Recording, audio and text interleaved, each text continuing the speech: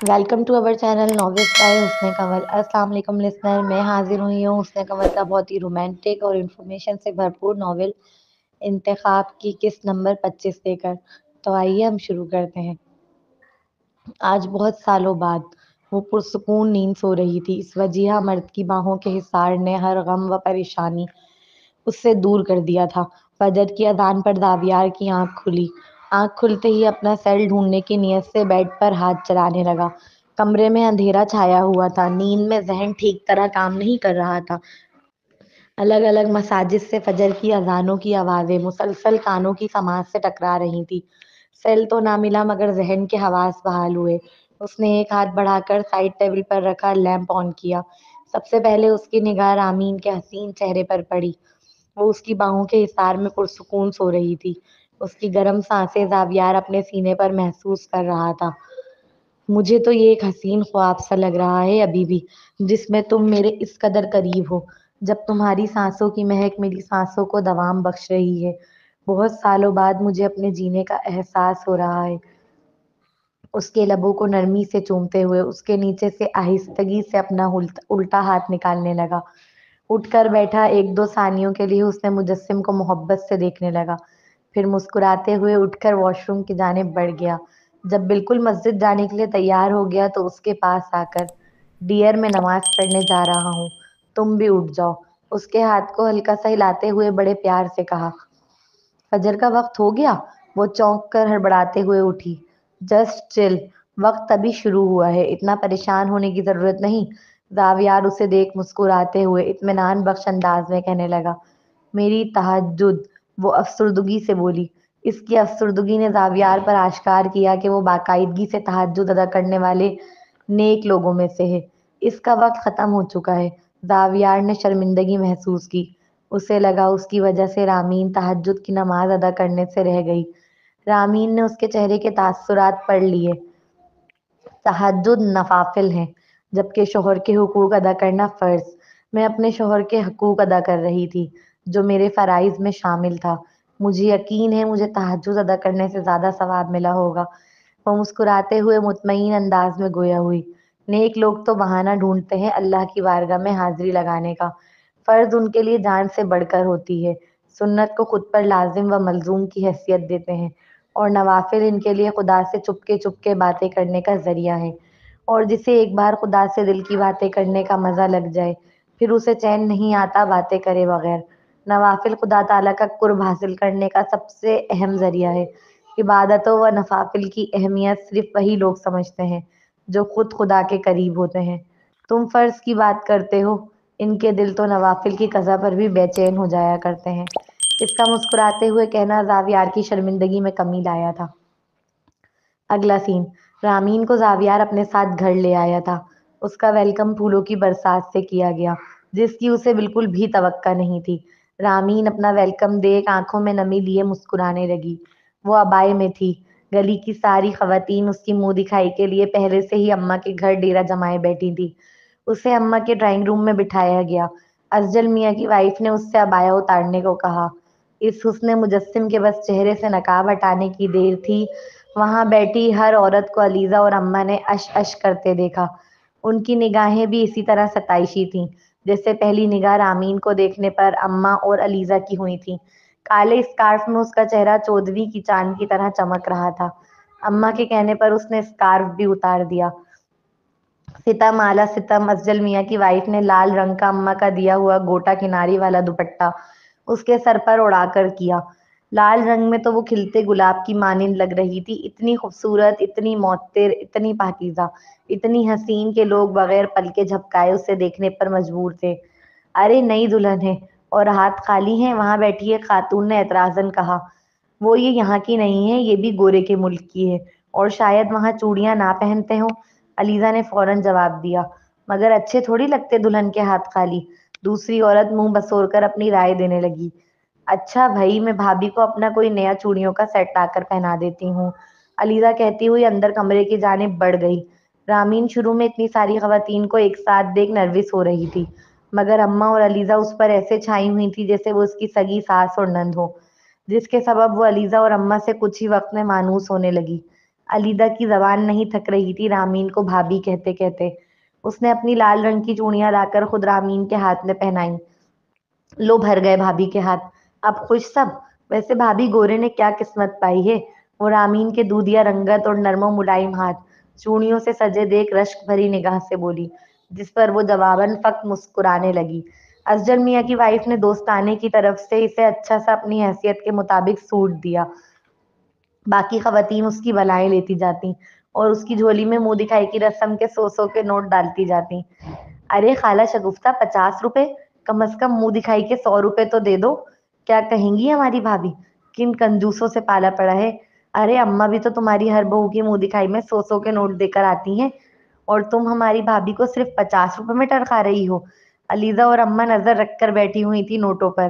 جیسے ہی خالہ شگفتہ نے اپنی کنجوسی کا مظاہرہ کیا، علیزہ فوراً ایک ہاتھ کمر پر ٹکا کر میدان میں اتر آئی۔ اس نے جو پھر خالہ کی طبیعت ٹھیک سے صاف کی۔ نہ جانے خالہ نے کس دل سے 100 کا نوٹ نکالا اپنے اس پرس سے جسے وہ کب سے بغل میں دبائے بیٹھی تھی، منہ بسور کر علیزہ کو کھا جانے والی نگاہ سے گھورتی ہوئی۔ نوٹ رامین کی جھولی میں ڈال کر وہ واپس اپنی جگہ پر آ بیٹھی۔ سب خواتین خوب نئے جوڑے کو دعائیں دے کر چلی گئیں۔ ان کے جاتے ہی اماں نے علیزہ سے کہہ کر سارے پیسے رامین کی جھولی سے اٹھوا لیے۔ ارے یہ لین دین ہے، ایک طرح کی چھوٹی سی انویسٹمنٹ۔ اماں بھی گلی کی تمام نئی آنے والی دلہنوں کو منہ دکھائی میں پیسے دے کر آتی ہیں، اس لیے وہ سب اماں کی بہو ہونے کے ناطے آپ کو منہ دکھائی کے پیسے دے کر گئی ہیں۔ اب دیکھا جائے تو یہ پیسے اماں کی انویسٹمنٹ کے ہوئے نا، اس لیے آپ برا نہ مانیے گا اور نہ ہی گورے سے ان پیسوں کا ذکر کیجیے گا۔ علیزہ رامین کے برابر میں آرام سے بیٹھ کر پیسے گن رہی تھی۔ تب اسے محسوس ہوا رامین اسے سوالیہ نظروں سے دیکھ رہی ہے۔ اسے لگا کہیں رامین پیسے نہ مانگ لے، اس لیے رامین کے کچھ کہنے کا انتظار کیے بغیر ہی اسے اپنا پوائنٹ آف ویو سمجھانے لگی۔ رامین پیسے مانگنے کا کوئی ارادہ رکھتی بھی نہیں تھی۔ اس نے علیزہ کی بات سن کر اس بات میں سر ہلا دیا۔ اگر آپ لوگوں کی رسمیں ہو گئیں تو میں رامین کو اوپر لے جاؤں؟ وہ تھک گئی ہوگی۔ زاویار گلی میں افضل میاں کے ساتھ کھڑا تھا۔ جب ساری خواتین چلی گئیں تو اندر آ کر علیزہ کی جانب سمت کر نظریں جھکائے کہنے لگا۔ رامین نے تب پہلی بار نوٹس کیا زاویار نے اپنا پورا جملہ بغیر علیزہ کو دیکھے کہا۔ وہ زمین کو ایسے دیکھ رہا تھا جیسے اس میں کچھ ڈھونڈ رہا ہو۔ ہاں ہاں، میں خود لا رہی تھی اوپر، مجھے احساس ہے بھابھی کا، مگر مجھے ایک بات پوچھنی ہے بھابھی سے۔ اگر نہیں پوچھا تو سوچ سوچ کر اس سوال کو میرے پیٹ میں درد ہوتا رہے گا۔ وہ پیٹ پر ہاتھ رکھ معصومانہ چہرہ بنائے بولی۔ کیوں، ایسا کیا پوچھنا ہے تمہیں؟ وہ تجسس سے استفسار کرنے لگا۔ بے فکر ہو جائے، آپ نے اپنا خزانہ کہاں چھپایا ہے یہ نہیں پوچھوں گی، وہ زاویار کی دلچسپی لیتا دیکھ تنزیہ بولی۔ اس کی اور زاویار کی کم ہی بنا کرتی تھی۔ تم جیسے کم عقلوں سے کوئی بعید نہیں کہ اس طرح کے سوالات بھی پوچھ لو۔ زاویار نے جوابی کارروائی تو کیا کی، مقابل کو ذلیل ہی کر ڈالا۔ وہ جذبز ہو کر زاویار کو تک رہی تھی، جبکہ رامین ان دونوں کی کھٹی میٹھی تکرار مسکراتے ہوئے سن رہی تھی۔ وہ زاویار کے نیچر سے اچھی طرح واقفیت رکھتی تھی۔ وہ جانتی تھی جب اس کا موڈ ہو وہ سامنے والے کو سر پر بٹھاتا ہے، اور جب نہ ہو تو ایسی کھری کھری سناتا ہے کہ مقابل خود اس کے سامنے کھڑے ہونے کے قابل نہ رہے۔ گھورے، بھابھی کے سامنے تمہاری عزت رکھ رہی ہوں میں، ورنہ جواب میں بھی دے سکتی ہوں، وہ اتراتے ہوئے اپنا بھرم قائم رکھنے کی کوشش کرتے ہوئے بولی۔ فی الحال آپ اوپر جائیں، میں بھابھی کو خود چھوڑنے آ جاؤں گی ابھی تھوڑی دیر میں۔ اور وہ ابھی بول ہی رہی تھی کہ زاویار اس بات میں سر ہلا کر باہر کی جانب بڑھ گیا۔ دیکھ رہی ہیں بھابھی آپ، پوری بات بھی نہیں سنی میری اس گورے کے بچے نے۔ یہ ایسا ہی سلوک کرتا ہے میرے ساتھ، جبکہ میں کتنا کام کرتی ہوں ان لوگوں کا۔ کبھی علیزہ اپنی عادت سے مجبور، وہ تو شروع ہی ہو گئی نان اسٹاپ زاویار کی شکایت لگانے۔ بیچاری رامین چپ چاپ اس کی باتیں سنتی رہی اور اس کی ہاں میں ہاں ملاتی رہی۔ تمہیں مجھ سے کچھ پوچھنا تھا نا؟ رامین پہلے تو اس کی شکایت و شکوے ختم ہونے کا انتظار کرتی رہی، لیکن جب اسے علیزہ کی باتوں کا کوئی اسٹاپ نظر نہیں آیا تو بڑی ہمت جمع کر کے اس کی نان اسٹاپ ٹرین کو روکنے کی نیت سے بیچ میں بات کاٹتے ہوئے اس کی توجہ اصل موضوع کی جانب مبذول کرانے لگی۔ ہاں، میں تو اس گورے کے چکر میں بھول ہی گئی، مجھے پوچھنا یہ تھا کہ آپ کو اردو کیسے بولنا آتی ہے؟ میں کل سے یہی سوچ رہی ہوں، کیونکہ گورے کو تو بالکل بھی اردو بولنا نہیں آتی تھی، نہ ہی سمجھ آتی تھی۔ کیا آپ کی بھی موم مشراز کی موم کی طرح پاکستانی تھی جو آپ کو اردو زبان آتی ہے؟ اس کے سوال پر وہ اس بات میں سر ہلانے لگی۔ ہاں میری موم پاکستانی ہے اور میرا پورا ننیال پاکستان میں ہی رہتا ہے۔ میں بچپن سے اپنی نانی کے گھر پاکستان میں رہنے آیا کرتی تھی، اس لیے مجھے بچپن سے ہی اردو زبان آتی ہے۔ اوہ اچھا، اس نے کافی کھینچتے ہوئے کہا، پھر مسکراتے ہوئے رامین کو اوپر دروازے تک چھوڑنے آئی۔ چھوٹا سا گھر تھا مگر بہت خوبصورت۔ وہ لاؤنج میں کھڑی دیوار پر لگی پینٹنگ دیکھ رہی تھی۔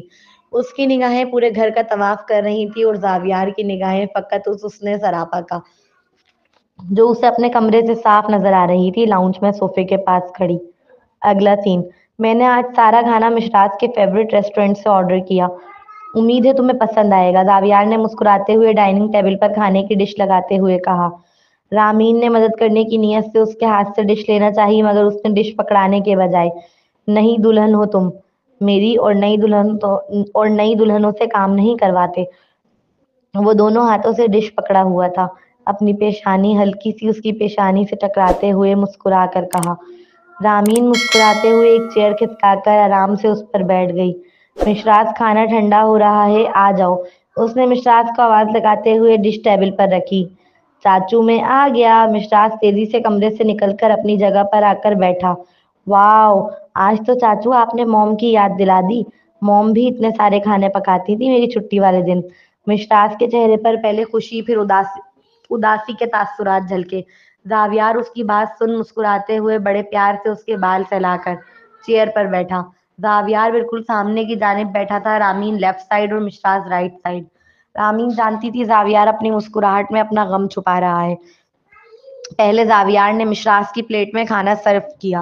رامین کو لگا اب وہ اس کی پلیٹ میں کھانا سرو کرے گا مگر پھر اس نے اپنی پلیٹ میں کھانا نکالا۔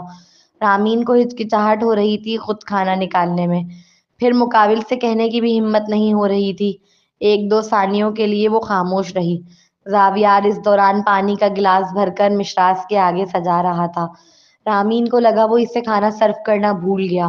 وہ نظریں جھکائے ابھی ہمت جمع کر ہی رہی تھی کھانا خود نکالنے کی کہ اس کی چیئر اچانک سے کھسکی۔ اچانک چیئر کے کھسکنے کے سبب وہ چونکی۔ اگلے لمحے اس کی چیئر بالکل زاویار کی چیئر سے مل گئی تھی۔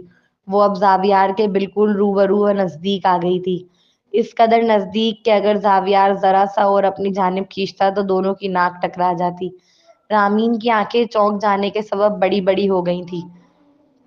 مجھے آپ کا فیض حاصل کرنا ہے میم، تو برائے مہربانی آپ مجھ نکمے اسٹوڈنٹ کو ایک پلیٹ میں اپنے ساتھ کھانا کھانے کا شرف بخشیں گی تاکہ میں بھی آپ کی طرح اچھی عبارتیں بنا سکوں۔ زاویار نے نہایت محبت سے چوڑ لہجے میں فدا نظروں سے اس کی آنکھوں میں جھانکتے ہوئے مسکرا کر کہا، جس پر وہ جھنپ کر نظریں جھکا گئی۔ زاویار نے حسن سراپا کے ساتھ ایک ہی پلیٹ میں کھانا کھایا۔ ارے کیا ہوا، رک کیوں گئی، کھانا پسند نہیں آیا؟ رامین کی خوراک بہت کم تھی، اس نے اپنی خوراک کے مطابق پیٹ بھر کر کھانا کھا لیا تھا مگر زاویار اور مشراز حیرت سے اسے دیکھ رہے تھے کیونکہ وہ عام لوگوں کی نسبت بہت کم کھانا کھاتی تھی۔ بہت کم کھانا کھا کر ہاتھ روک کر بیٹھ گئی تھی۔ نہیں، اچھا تھا، میرا پیٹ بھر گیا، وہ دھیمے سے بولی۔ تم نے ابھی کھایا ہی کیا ہے جو پیٹ بھر گیا؟ وہ فکر میں احتجاجاً بولا۔ نہیں، میرا واقعی پیٹ بھر گیا، اوور ایٹنگ کروں گی تو پیٹ میں درد ہو جائے گا۔ رامین پیسے بچانے کے چکر میں اپنی خوراک سے بہت کم کھانا کھایا کرتی تھی، یہی وجہ تھی کہ اب اس کا ہاضمہ زیادہ کھانا تناول فرمانہ ہضم نہیں کر پاتا تھا، اور اگر وہ کبھی زیادہ کھانا کھا لیتی تو پورے دن بیچاری پیٹ کے درد میں گزارتی۔ چڑیا جیسی خوراک ہے تمہاری، تبھی تم اتنی دبلی ہو گئی ہو، ہاتھ کی کلائیاں بھی کتنی پتلی پتلی ہو گئی ہیں، آنکھوں کے نیچے کتنے ہلکے آ گئے ہیں، چہرہ بالکل سفید پڑ رہا ہے جیسے جسم میں خون ہی نہ ہو۔ زاویار اس کا ہاتھ پکڑ کر فکر مند ہو کر کہنے لگا۔ بہت سالوں بعد کوئی ایسا زندگی میں آیا تھا جو اس کے لیے فکر مند ہو رہا تھا۔ اس لمحے وہ پوری دنیا میں اسے واحد اپنا لگا۔ اس کی آنکھیں بھر آئیں۔ سوری یار، مجھے نہیں پتا تھا تم برا مان جاؤ گی، مگر یار میں تو تمہارے اچھے کے لیے ہی کہہ رہا ہوں۔ اس کی آنکھوں میں جھلملاتے آنسو دیکھ وہ معذرت طلب کرنے لگا۔ اسے لگا وہ برا مان گئی ہے اس کی باتوں کا۔ کیا چاچو، پہلے ہی دن چاچی جان کو رلا دیا؟ مشراز خفگی سے کھانا چھوڑ زاویار پر بگڑتے ہوئے بولا۔ رامین نے تیزی سے اپنی آنکھوں کے آنسو پونچھے اور اٹھ کر کمرے کی جانب بڑھ گئی۔ وہ کمرے میں آ کر پھوٹ پھوٹ کر رونے لگی۔ ان چند سالوں میں کیا کچھ نہیں سہا تھا اس نے، در بدر ماری ماری پھری، کوئی پوچھنے والا نہیں تھا، کوئی خیال کرنے والا نہیں تھا۔ ایک وقت ایسا بھی گزارا اس نے جب وہ اکیلے کمرے میں زمین پر بخار میں تپتی حالت میں پڑی تھی اور اسے کوئی ایک گلاس پانی تک پلانے والا نہ تھا، نہ کوئی دوائی لانے والا، نہ کوئی اچھے بول بول کر ہمت دینے والا، نہ کوئی فکر کرنے والا۔ آج اسے خدا نے ایک ایسا ساتھی دے دیا تھا جو اس کی فکر کر رہا تھا، جو خود سے پہلے اس کے ہاتھ میں روٹی پکڑا رہا تھا، جو خود سے پہلے اس کے لیے پانی کا گلاس بھر رہا تھا۔ وہ نہیں بتا سکتی تھی زاویار کو اس لمحے وہ کس کیفیت سے دوچار تھی۔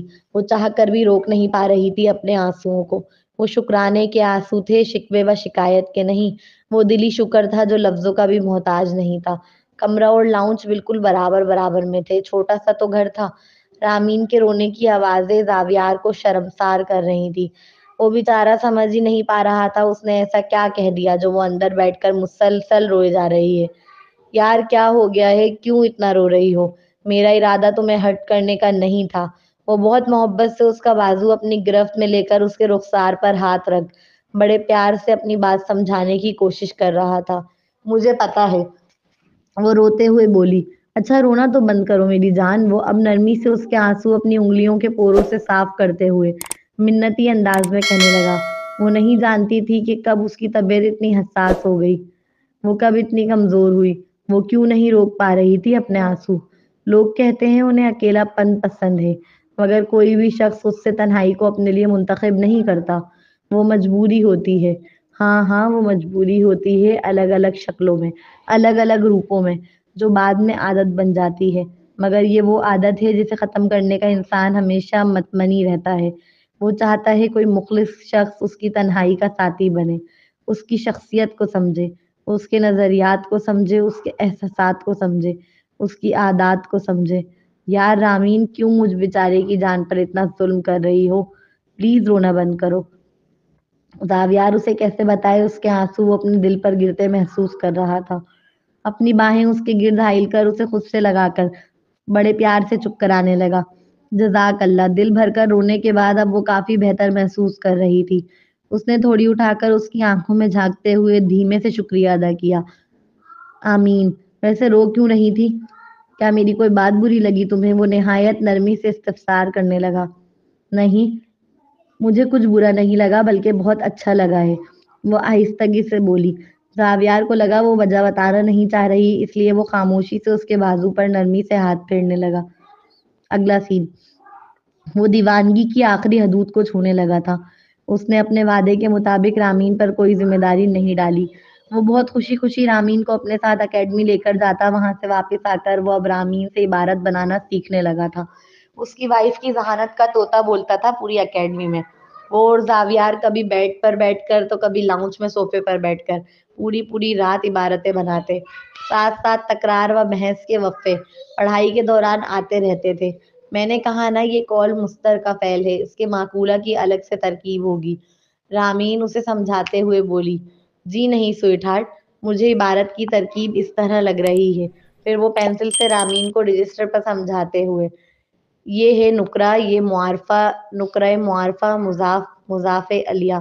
جب نکرہ کی نسبت معرفہ کی طرف ہو تو وہ بھی معرفہ بن جاتا ہے۔ تو اب یہ معرفہ اور یہ اگلا والا بھی معرفہ۔ معرفہ معرفہ یا تو مبتدا اور خبر ہوتے ہیں یا موصوف صفت۔ مبتدا اور خبر جملے کے درمیان میں آ نہیں سکتے، اس لیے موصوف صفت، اب یہ موصوف، یہ جو مضاف مضاف الیہ ہیں، یہ مل کر اس موصوف کی صفت، موصوف اپنی صفت سے مل کر اس مبتدا کی خبر، مبتدا اپنی خبر سے مل کر جملہ اسمیہ خبریہ ہوا۔ زاویار نہایت فخرانہ انداز میں پوری اپنے مطابق عبارت بنا کر اسے سمجھانے لگا۔ واہ واہ، اور اس کال فعل کا کیا؟ یہ عبارت میں کچھ نہیں بنے گا، اس بیچارے کا کیا قصور ہے؟ اسے بھی تو عبارت میں شامل کرو۔ رامین منہ بسور کر پہلے تو اس کی ذہانت پر طنزیہ داد دینے لگی، پھر سر پکڑ کر اسے ایک بار پھر اپنی بنائی ہوئی عبارت سمجھانے کی کوشش کرنے لگی۔ اف، اب کیا ایک ایک فعل کی ذمہ داری میں ہی لے لوں؟ اتنی بڑی عبارت تیار کر لی ہے میں نے، یہ میرے لیے بہت ہے۔ اب میں سرزیشان کی عبارت بنانے بیٹھ رہا ہوں، ورنہ وہ پھر مجھے کلاس میں کھڑا کر دیں گے۔ تمہاری طرح ذہانت کا سرچشمہ نہیں بہتا میرے دماغ سے جو ایک ایک سر کی دی ہوئی عبارت پوری پوری تیار کروں۔ وہ رامین کے سر پر ہاتھ میں پکڑی پینسل ہلکے سے مارتے ہوئے کہنے لگا۔ آہ لگ رہی ہے میرے، وہ سر مسلتے ہوئے کہنے لگی۔ چاچی جان اور کب تک اپنی عبارت بنائیں گی؟ مشراس کی آنکھوں میں نیند کا خمار تھا۔ وہ تھکے تھکے لہجے میں رامین کے پاس آ کر پوچھنے لگا، اچھا چلو، میں دوسری عبارت بعد میں بنا لوں گی۔ رامین مشتاق کو رات کو سونے سے قبل ایک کہانی سناتی۔ وہ کہانی اپنے اندر کوئی نہ کوئی سبق سموئے ہوتی۔ وہ سبق کبھی دینی ہوتا تو کبھی دنیاوی۔ جب وہ مشراق کو سلا کر واپس لوٹی تو زاویار کو عبارت بناتے بناتے نیند کے جھونکے لیتے پایا۔ وہ مسکرانے لگی۔ بیچارے ڈاکٹر! زاویار نے رامین کو شادی کے کچھ دنوں بعد خود ہی بتا دیا تھا کہ وہ ڈاکٹر نہیں ہے۔ ساتھ ساتھ اس نے اپنے جھوٹ پر شرمندگی سے معافی بھی مانگ لی تھی، اور رامین نے مسکرا کر اسے معاف بھی کر دیا تھا۔ اور کیوں کرنا کرتی، وہ لڑکا اسے اپنی پلکوں پر بٹھا کر رکھ رہا تھا۔ اسے شروع سے ڈاکٹر کہنے کی عادت تھی، اب وہ اتنی آسانی سے تھوڑی چھوٹ سکتی تھی۔ وہ اب بھی اسے ڈاکٹر ہی کہہ کر مخاطب کرتی تھی۔ رامین برابر میں آ کر بیٹھی تو نیند کے سبب وہ یہ کہتا ہوا اس کی گود میں سر رکھ کر بیڈ پر لیٹ گیا، یار میری کتب بھی سمیٹ کر بیگ میں رکھ دینا۔ وہ مسکراتے ہوئے اثبات میں سر ہلانے لگی۔ ساری کتب سمیٹ کر بیگ میں رکھ کر اس نے بیگ سائڈ ٹیبل پر رکھا۔ سائڈ ٹیبل کی دراز سے اے سی کا ریموٹ نکال کر ٹیمپریچر کم کیا، پھر خود بیڈ کے کراؤن سے ٹیک لگا کر اس کے ریشمی بالوں میں بڑی محبت سے ہاتھ پھیرنے لگی۔ جزاک اللہ میری زندگی میں واپس آنے کے لیے، جزاک اللہ مجھے اتنا پیار دینے کے لیے۔ کبھی کبھار تمہاری محبت مجھے احساس دلاتی ہے کہ میں بہت انمول ہوں، خاص طور پر تب جب تم شوق سے میرا بچا کھانا کھاتے ہو، میری بچی ہوئی چائے پیتے ہو، مجھے اپنے ہاتھوں سے کھانا سرو کرتے ہو، مجھے سینڈل پہنانے کے لیے نیچے بیٹھ جاتے ہو۔ پتہ ہے جب تم میری سینڈل کے اسٹیپ لگا رہے ہوتے ہو نیچے بیٹھ کر، تو میرا پورا وجود تمہاری عزت و محبت میں جھکنے لگتا ہے، میرا دل تمہاری بلائیں لینے لگتا ہے، تم پر صدقے واری جانے لگتا ہے۔ وہ بڑی محبت سے اس کی پیشانی کو چومتے ہوئے شکریہ ادا کر رہی تھی۔ اس کی آنکھیں نم تھیں اور دل محبت سے سرشار۔